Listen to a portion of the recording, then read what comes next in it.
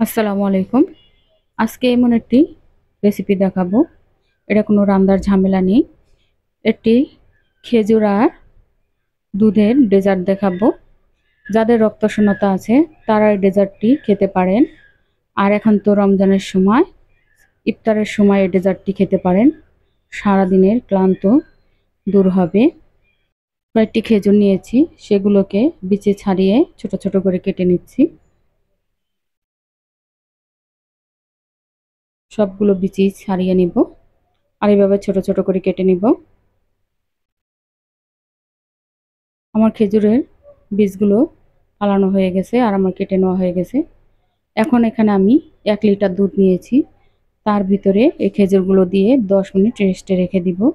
আর দুধটি আমি আগেই জাল করে নিয়েছিলাম।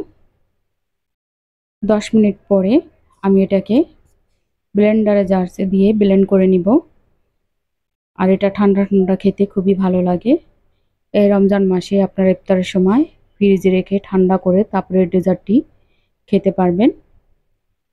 আমি এখন ব্লেন্ডার করে নিব। আর ব্লেন্ডার করে নেওয়ার পরে এখানে কিছু আইস দিয়ে আমি এটাকে পরিবেশন করছি।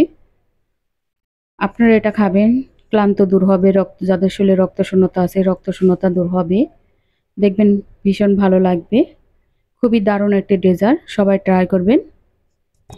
আর সবাইকে অনুরোধ রইল, যদি ডেজার্টটি ভালো লাগে তাহলে একটি লাইক, শেয়ার এবং ফলো দিবেন। আর ইউটিউবে যেয়ে একটা সাবস্ক্রাইব করে দিবেন। সবাই ভালো থাকবেন, সুস্থ থাকবেন, আমাদের জন্য দোয়া করবেন। আসসালামু আলাইকুম।